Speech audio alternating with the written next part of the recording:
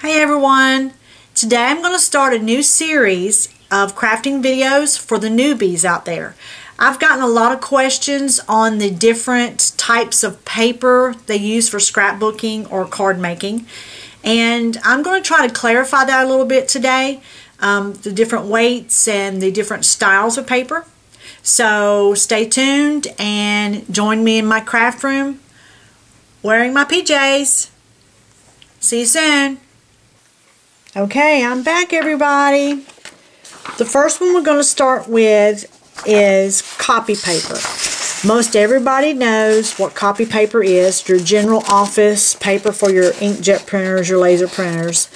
And this is 20 weight paper, and I know that's a little confusing for some people. Paper is distributed in reams, stacks. In each ream there's 500 sheets of paper. 20 pounds is how much one ream of this paper weighs, so they mark it 20 pounds. Then you get your 80-pound like cardstock, and that is how much one ream of paper. So generally, the higher the number, the thicker the sheet of paper. So this is regular copy paper. I use this to do digital stamps, print them out, and then I color them with my color pencils. Next, we have acetate. Acetate is clear. You can see it here. It's thick.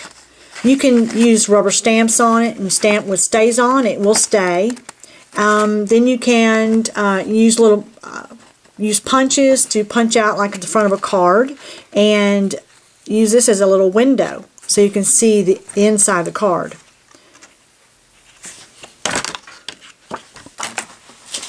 Next, we have parchment paper. Parchment paper is very thin, almost tissue-like, and it has a crispness to it. You can hear it when I fold it. It tears very easily, leaves a nice little edge to it. It can be stamped on, used in scrapbooks, anything you want. Then we have mulberry paper. Mulberry paper is a type of handmade paper, and this is used years ago making teddy bears, and when you tear the edge it gives a nice,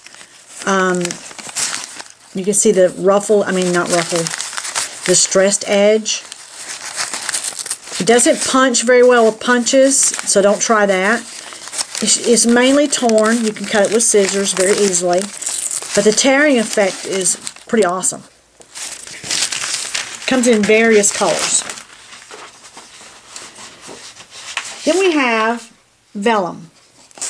Vellum is sort of a cloudy looking paper, almost not quite waxy feeling, but it tears easily, as you can see, and it leaves a distressed edge of some sort. I use it in cards and scrapbook. Then we have cardstock. This is a piece of craft cardstock. As you can see, it looks like a paper bag almost, but it's a little thicker than a paper bag, so it's a cardstock. Again, it tears very easily, gives a very good distressed edge. It can be cut with scissors. This one can be punched, stamped on, drawn on, using scrapbooks. Then we have watercolor paper. Watercolor paper is generally very thick and is used for, of course, watercolors, but I use it for stamping if I want a thicker effect on my paper. It sort of has a dimply effect when I stamp on it, so it depends on the effect I want. Then we have chipboard. This is a piece of Tim Holtz chipboard, and it bends. It doesn't break. It's more like a fabric-y kind of chipboard, which is kind of awesome. I use these to stamp letters on, or a stamp, or put a sticker on it, or if I want a dimension to anything on my scrapbook or my cards. I love this stuff. You can also use old cereal boxes if you don't want quite this thickness, because this is pretty thick. Now I'm going to move on to cardstocks. This is a general piece of cardstock. It is textured. I don't know if you can catch it on it. You see the texture? It has a texture side, but also has a smooth side. So you can choose either one or both. You can swap them out and use them both on a card or a scrapbook. But these are very nice. Then we have just a regular piece of cardstock, and it comes in the biggest variety of colors you can imagine. This one almost has a marbly effect, but it's smooth on both sides. Sorry about the noise. Then we have this cardstock is, again, textured on one side and smooth on the other, but this is called Core'dinations. There's the name, Core'dinations, and it's, as you can see, you can sand it, tear it, emboss it, and love it. So if you tear it, you can see there's a lot lighter core on the inside, hence the name Core'dinations. And when you tear it, you get a great distressed edge. You can also sand it, sand off the top surface.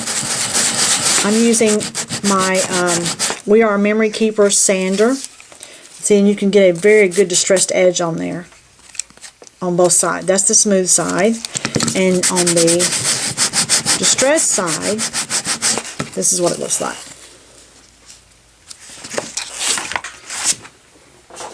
Now, I'm going to move on to designer series paper, or on my blog, sometimes you'll notice I put DSP, which means designer series paper.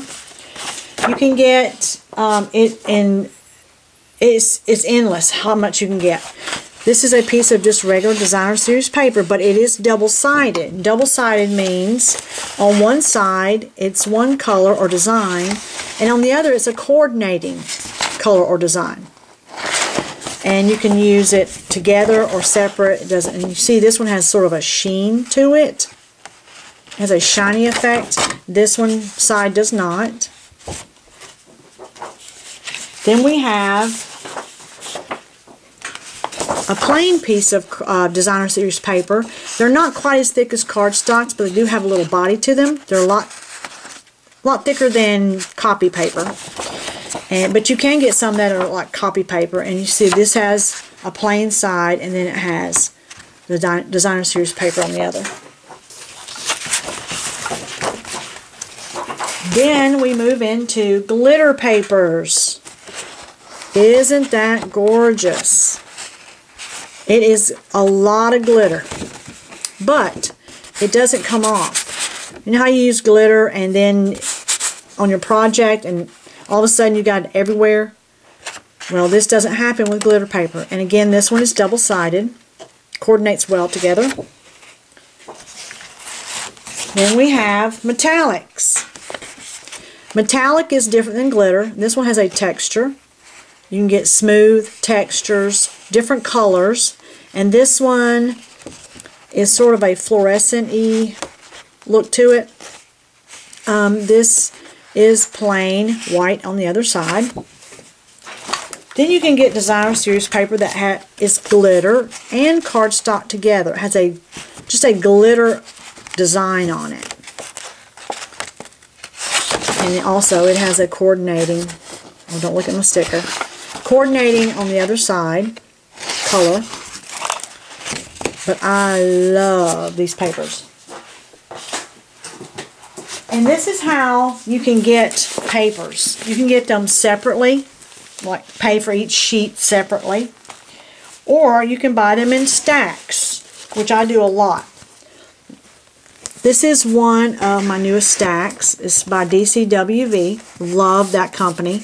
And this one has just a variety of coordinating cardstocks that go well together. And this one's called the Celebration Stack. And as you can see, it's just tons of paper that all work together to create a scrapbook or just a single page, and you can use these with other ones as well. But some of them have glitter, some have sheen. This is a glitter. And then you have some that have a design that's a sheen. See, like right there, just some of the letters or numbers have a sheen to them. This is another stack by DCWV called the Jewel Stack.